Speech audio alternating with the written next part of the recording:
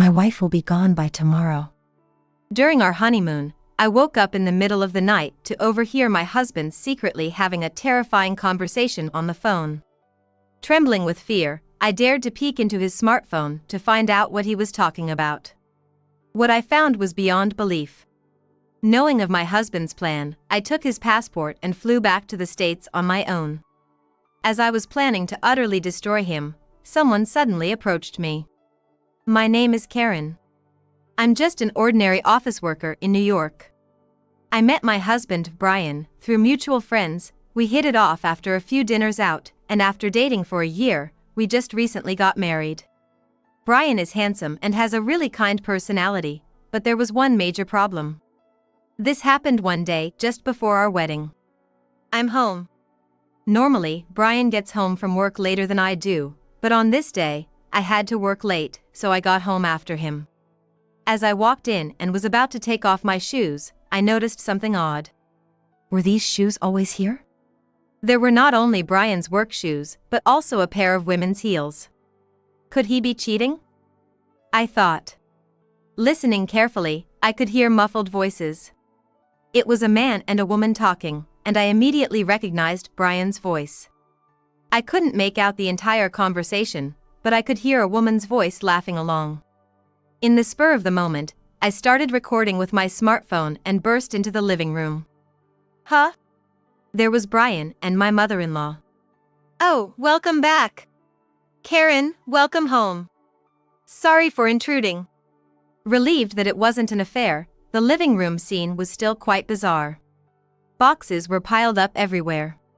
Confused, I asked, "What's with all these boxes?" Brian responded, "Oh, these? We're moving." My mom came over to help pack. I was so confused I felt like my brain might explode. Moving? Where to? I never heard about this. Oh, Brian. You didn't tell Karen? Sorry, I've been so busy with work. I'm so sorry, Karen. I told him if you're gonna get married, you should move into our house. It looks like Brian didn't mention it to you. Live in her house? I was more confused than ever. I was looking forward to starting our newlywed life together, just the two of us. This is a huge deal. I have to put a stop to this. So, I said, I haven't been told anything about this. I can't just agree to something decided without me. But then they said, it's normal for newlyweds to live with their in-laws, you know? If you can't, maybe you should reconsider the marriage. Mom's right.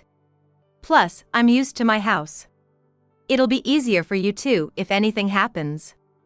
Two birds with one stone, right? With my mother-in-law present, I couldn't argue with Brian, and it was decided that we'd move into his parents' home. Turns out, Brian is very much a mama's boy. In retrospect, had I been more assertive back then, maybe things wouldn't have turned out this way. Living with my in-laws was incredibly tough for me. Ever since we started living at my husband's parents' house, his mama's boy tendencies accelerated.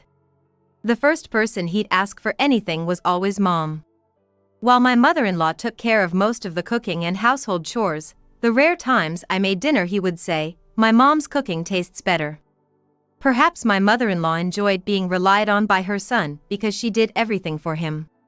My father-in-law would just turn a blind eye to this behavior and not only ignored me but wouldn't even look at me.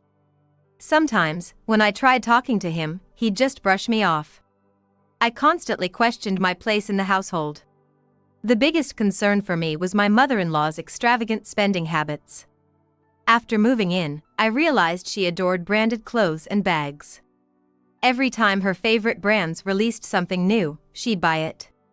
Every release, she'd approach me saying, "Karen, I really want this, but I'm a bit short on cash right now. Could you maybe lend me a little?" Even though I thought she shouldn't buy it if she couldn't afford it, since she did all the cooking and cleaning, I couldn't object and just gave her the money as asked. Thanks to this, the savings I had accumulated since my college days were nearly gone. When I tried discussing this with my husband, he just said, "We're living here rent-free, so don't complain. It's not like I chose to live here." Still, the reason I didn't leave was that my husband, for all his faults, genuinely cared for me. Whenever we both had a day off, he'd take me out on dates and he had even planned our honeymoon.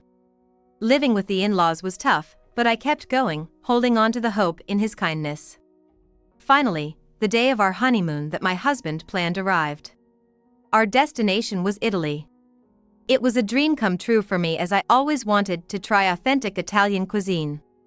The thought of traveling abroad with the love of my life made me so excited.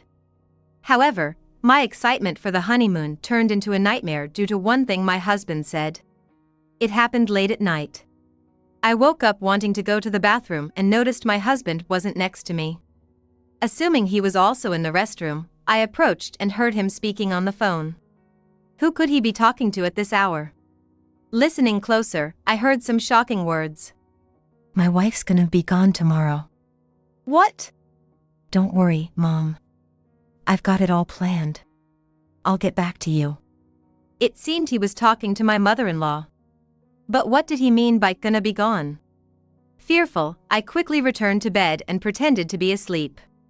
After a while, my husband came back to bed and soon began snoring. Making sure he was asleep, I stealthily took his smartphone and headed to the bathroom. Luckily, he didn't have a password on it. As wrong as it felt, given the circumstances, I had to look. Opening his messages, I found a terrifying plan detailed in the chats with his mother. They were scheming to take my life for the insurance money, which my mother-in-law intended to spend on branded items. The fear was overwhelming. I couldn't believe that my husband, who had always been kind to me, was plotting this with his mother. I took photos of their conversation with my own phone and returned to bed. The rest of the night, I was too frightened to sleep. As dawn broke and transport services started operating, I realized I needed to leave for my safety. Gathering only my belongings, I decided to leave the hotel on my own. Just as I was about to leave, I spotted my husband's passport on the desk. A good idea just hit me. I took my husband Brian's passport and left the room, in an attempt to strand him abroad. I then headed to the airport, boarded the plane, and returned to New York ahead of him. Throughout that time, Brian kept calling me relentlessly, but I ignored all his calls. Once back in New York, I began preparing to take revenge on my husband and his mother. Since I was living with his parents, I couldn't return home. So, I based myself in a relatively cheap hotel in the city, gathering more evidence and contacting lawyers. I also made occasional visits to our house when his parents were out, sneaking out some of my belongings bit by bit. Brian continued to reach out, but I kept ignoring him. A few days of such life passed, and I was at his parents' house fetching my belongings. His mother, Karen, was at her knitting class, and his father was out golfing. I figured they wouldn't be back for at least 2 hours. As I was packing, I suddenly heard, "Huh? Karen?" I turned around to find my father-in-law standing there. This wasn't good. Brian and I were supposed to be on our honeymoon in Italy until today. "What are you doing here? Weren't you two supposed to be on your honeymoon?" What should I do? What excuse could I possibly give? Should I be honest about why I returned to New York alone? But what if my father-in-law was in on whatever scheme Brian was planning? These thoughts raced in my mind. Seeing my confusion, he said, "It might be better to talk over a coffee. How about we go to a nearby diner?" Not wanting to be there when my mother-in-law returns, I agreed to his suggestion. Once we sat at the diner, he quickly asked, "So, why are you here when you should be abroad? What happened to Brian?" I was hesitant to tell the truth. If he was in on the plan with her and Brian, everything I had worked on would be ruined. "Didn't your wife tell you anything?" I asked, trying to gauge his knowledge. Looking puzzled, he responded, "I haven't heard a thing." His reaction suggested that he genuinely didn't know anything. Believing him, I decided to lay out everything to him. "Are you aware of this plan?" I then showed him the printed messages exchanged between Brian and my mother-in-law. His face was one of sheer shock. "No way! I've seen them whispering together a few times, but I never thought they were plotting something like this." It seemed like my father-in-law really didn't know. "Yes, when I was over there, I overheard my husband talking on the phone with his mom, and that's when I found out." I got scared, so I returned to the US on my own earlier. I'm so sorry. My wife really owes you an apology. Please don't apologize. You haven't done anything wrong. As for the future, I feel terrible asking this of you, but I'm thinking of divorcing Brian. That's completely up to you, Karen. I'm truly sorry, especially since this should have been a happy time as newlyweds. He apologized to me many times. I used to think he was avoiding me, maybe even disliked me, but he spoke to me with such kindness and concern. Despite him being such a good man, I can't fathom how his wife and my husband turned out the way they did. While I was thinking about this, he shared a story with me. Karen, you've been forced to buy branded items for my wife, haven't you? Well, yeah, I have. You know, it might have been my fault. Excuse me? Well, it was shortly after my wife and I got married. I gifted her a designer handbag for her birthday. After that, she became totally obsessed with designer brands. Even at this age, she keeps wearing those expensive brands. I kinda wish she'd dress more age-appropriately. I see. There were times when she'd even go into debt just to buy them. I was pretty mad at her then. I never imagined she'd ask you to buy stuff for her now. I'm really sorry about that. I had no idea that my mother-in-law's obsession with brands had such a backstory. Still, I couldn't forgive her for what she'd done. It's not your fault. She continued her habits even after you got mad at her. She's the one to blame. Right. By the way, how's Brian doing? He was supposed to be back by now, wasn't he? About that. Oh no. I wondered how he'd react knowing that his son was stuck overseas. But I had come this far, I had to tell him everything. Actually, I took Brian's passport with me when I came back to the States. So, he won't be coming back for a while. What? I'm sorry. I know it's wrong, but it was the only way to smoothly proceed with the divorce. I see. Well, since you live with us, I guess it's understandable. So, that's what was going on. Did something happen? No, just remembered the day you returned to the US. I overheard Brian talking to my wife on the phone. According to the father-in-law, Brian, for a moment, seemed panicked without me, but he later said that things would work out if I just disappeared. At the time, he had no idea what they were talking about, but now it made sense to him. I understand the situation. If you're okay with it, I'll support you, Karen.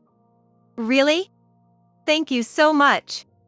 While we were talking, my phone suddenly rang. It was from Brian. Given the time, he probably realized his passport was missing. I finally answered the call. Hello? Oh, Karen. Thank God you answered. Where the heck are you? I've been worried sick. But I'm just glad you're safe. I'm sorry for making you worry.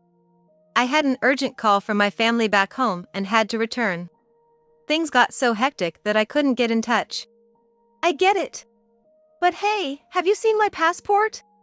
I was gonna return today, but I can't find it. About that, I accidentally took your passport with me when I rushed back. What? So what am I supposed to do? You should be able to get a replacement passport there. It'll probably be faster than me sending it to you. A replacement?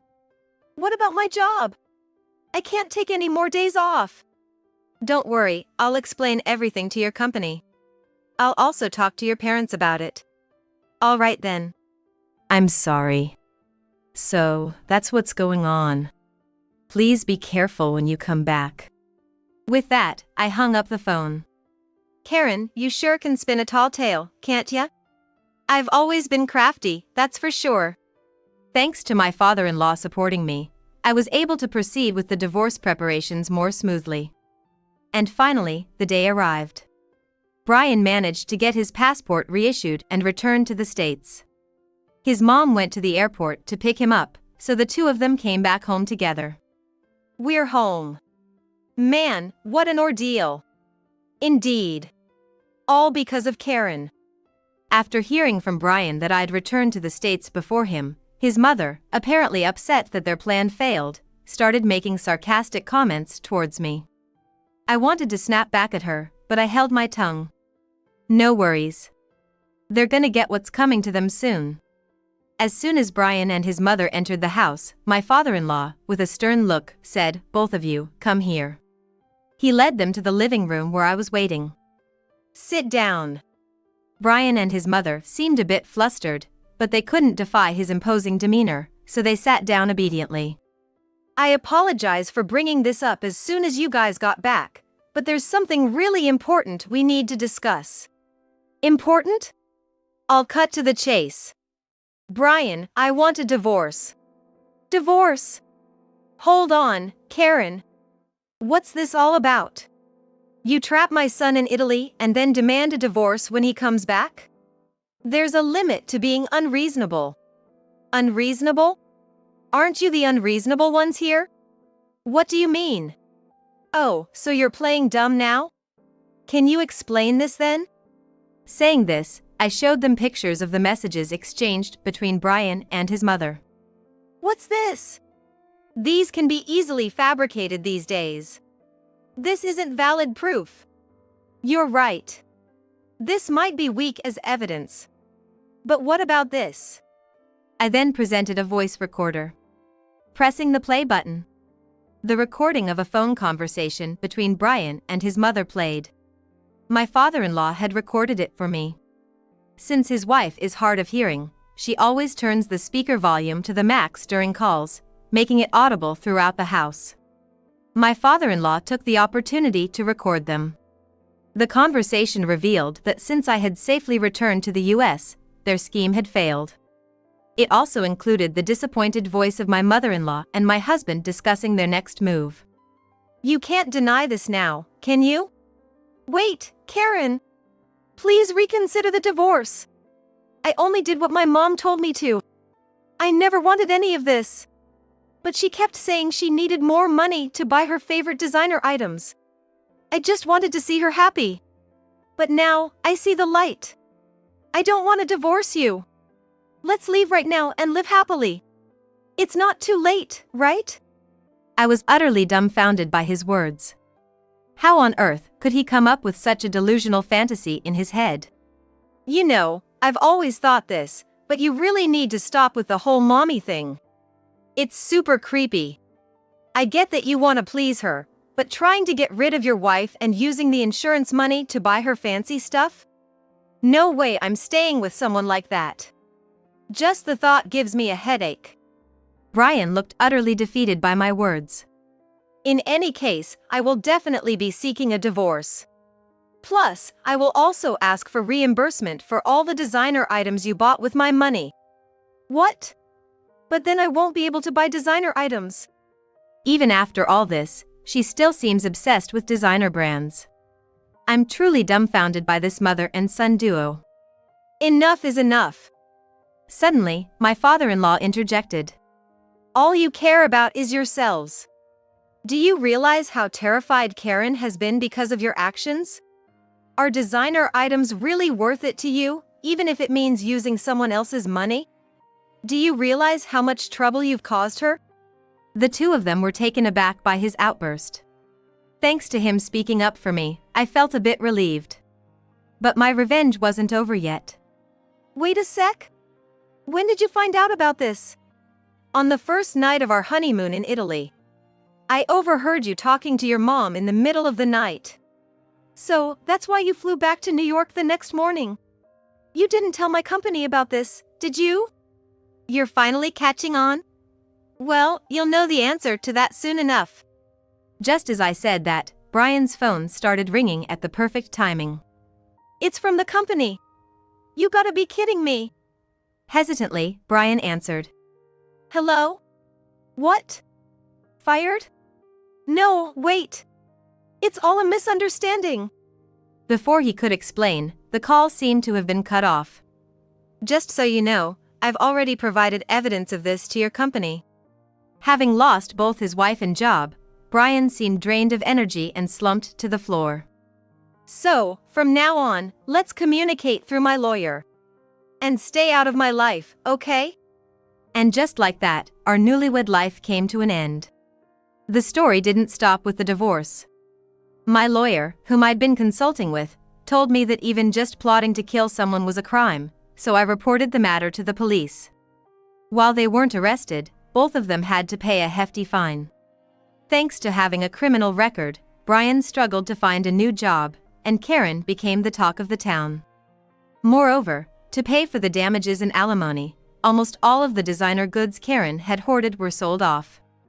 The only thing left was a purse, a birthday gift from her husband. From now on, the household finances will be managed by her husband, and Karen's pocket money would be reduced. Seems like they got a taste of their own medicine. As for me, I'm living alone in a condo in Manhattan. While I did divorce shortly after getting married, I didn't feel lonely at all. Rather, I felt liberated. If possible, I'd never want to live with someone else again. Sure, living alone has its challenges, but not having to constantly be wary of someone else is more than worth it. And no more dealing with Karen's money grubbing. I've started saving bit by bit, hoping that someday I'd find happiness with someone else.